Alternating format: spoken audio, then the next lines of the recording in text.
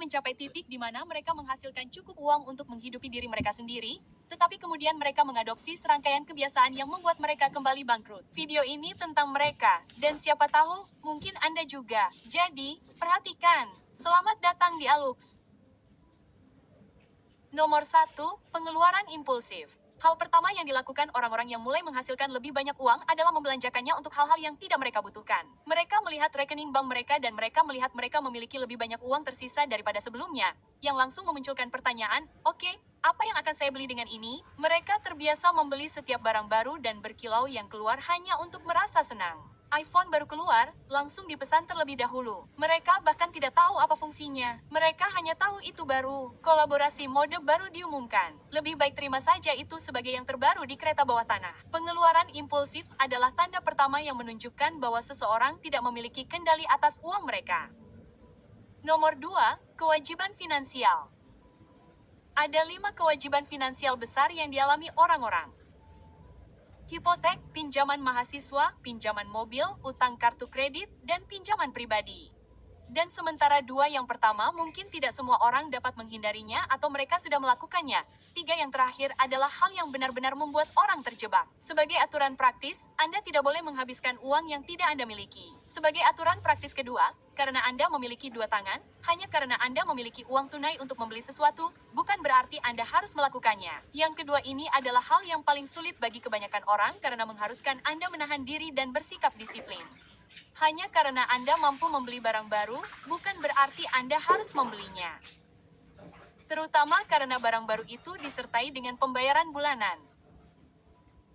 Nomor 3, Anda tidak tahu berapa banyak biaya hidup yang Anda keluarkan. Ketika Anda tidak memiliki kendali atas uang Anda tidak tahu kemana perginya semua itu. Anda tidak tahu berapa banyak yang Anda bayarkan untuk makanan dalam sebulan. Anda tidak tahu berapa banyak yang Anda belanjakan untuk pakaian dalam setahun. Anda bahkan tidak tahu berapa banyak langganan yang Anda miliki. Uang tampaknya terbang begitu saja dan Anda tidak tahu untuk apa. Anda pikir hidup semakin mahal, tetapi Anda tidak dapat menyebutkan satu hal pun yang lebih mahal sekarang daripada 2 tahun lalu. Nomor 4, Anda mengalami inflasi gaya hidup. Jadi inflasi gaya hidup berarti biaya hidup Anda naik seiring dengan penghasilan bulanan Anda. Tidak peduli berapa banyak uang yang Anda hasilkan, Anda akan selalu memiliki jumlah uang yang sama yang tersisa di akhir bulan. Saat Anda menghasilkan lebih banyak uang, Anda mulai mengadopsi gaya hidup yang lebih mahal. Anda membeli pakaian yang lebih mahal. Anda membayar lebih mahal untuk makanan dan terus mencari pengalaman eksklusif itu. Tetapi hidup Anda pada dasarnya tetap sama. Tidak ada yang berubah pada tingkat individu. Anda tidak berinvestasi dalam pengalaman yang membuat Anda lebih baik. Anda berinvestasi dalam hal-hal yang membuat Anda terlihat lebih sukses. Dan segera saja, Anda menemukan diri Anda dalam lingkaran utang dan tekanan finansial. Nomor 5, Anda tidak memiliki tabungan sama sekali. Orang-orang yang tidak memiliki kendali atas uang mereka tidak tahan melihat uang mereka berdebu. Mereka merasakan dorongan yang kuat di dalam hati untuk membelanjakannya. Di mata mereka, uang yang ditabung adalah uang yang tidak dibelanjakan. Mereka akan membenarkannya dengan hal-hal seperti, saya tidak akan membutuhkan uang ketika saya pergi. Namun, mereka gagal melihat bahwa menabung memiliki tujuan yang berbeda. Anda tidak menabung untuk menjadi kaya. Tidak ada seorang pun dalam sejarah dunia yang pernah menabung untuk menjadi kaya. Sebenarnya, tahukah Anda, di aplikasi Alux, kami memiliki paket pembelajaran yang didedikasikan untuk prinsip-prinsip membangun kekayaan. Dan menabung tidak termasuk dalam daftar itu. Sebaliknya, Anda menabung untuk memberi diri Anda bantalan finansial yang tidak memengaruhi arus kas Anda dan memberi Anda ruang untuk meraih peluang saat peluang itu muncul. Nomor 6, Anda hidup dari gaji ke gaji. Ini bukan masalah orang miskin. Ini masalah siapapun yang buruk dalam mengelola uang. Orang yang tidak memiliki kendali atas uang mereka selalu menemukan cara untuk kehilangan semuanya. Dari inflasi gaya hidup, seperti yang telah kami sebutkan, hingga penganggaran yang buruk, tidak ada gambaran umum tentang situasi keuangan mereka. Dan terkadang karena ketidaktahuan, uang itu tampaknya terbang begitu saja setiap bulan, amit-amit, keadaan darurat muncul. Nomor 7, Anda terus-menerus meminjam. Ketika orang-orang buruk dalam mengelola uang, mereka merasa menghabiskan uang yang bukan milik mereka berbeda dengan menghabiskan uang mereka sendiri. meskipun mereka harus membayarnya kembali nanti, ditambah bunga. Anda mendapatkan barang-barang yang tidak Anda butuhkan dengan uang yang tidak Anda miliki dan berpikir Anda akan mencari tahu nanti. Hal ini membuat Anda tidak bertanggung jawab dan bodoh. Anda melebih-lebihkan biaya hidup karena Anda tidak mencatat apapun. Jadi, Anda akhirnya hidup jauh di luar kemampuan Anda sambil meminjam sisanya untuk memenuhi kebutuhan. Ini adalah siklus yang tidak Want to grow your business quickly? Come to madeinchina.com. Search for electric cars. B2B sourcing simplified. Discover more with Made in China app. Over 80 million products in one tap anytime, anywhere. sambil meminjam sisanya untuk memenuhi kebutuhan. Ini adalah siklus yang tidak pernah berakhir. Nomor 8, Anda kurang pendidikan keuangan. Anda tidak pernah membuka buku keuangan seumur hidup Anda. Anda tidak pernah meminta teman-teman kaya Anda untuk menunjukkan cara mereka mengatur keuangan mereka. Anda tidak tahu cara kerja bank. Anda tidak tahu cara kerja kartu kredit. Itu semua misteri. Faktanya, ada sebuah penelitian yang menunjukkan bahwa setengah dari orang Amerika yang memiliki kartu kredit tidak tahu berapa tingkat persentase tahunan mereka. Anda selalu merasa seperti Anda hanya tinggal satu gaji yang terlewat dari bencana. Semua pembicaraan tentang kartu kredit, tagihan, dan pinjaman membuat Anda kewalahan. Anda benar-benar mengklik semua nasihat keuangan yang disebarkan bot di kolom komentar pada video YouTube. Omong-omong, sudah jelas di sini, jangan tertipu dengan penipuan di kolom komentar YouTube. Karena video ini tentang uang, kolom komentar akan dibanjiri penipu. Tapi sekarang, kembali ke pokok permasalahan. Beruntung bagi Anda, kami punya banyak sekali video yang membahas tentang uang. Jadi, jika Anda tidak tahu harus mulai dari mana, mulailah dari sini. Nomor 9, Anda meminjam uang untuk membayar utang lainnya.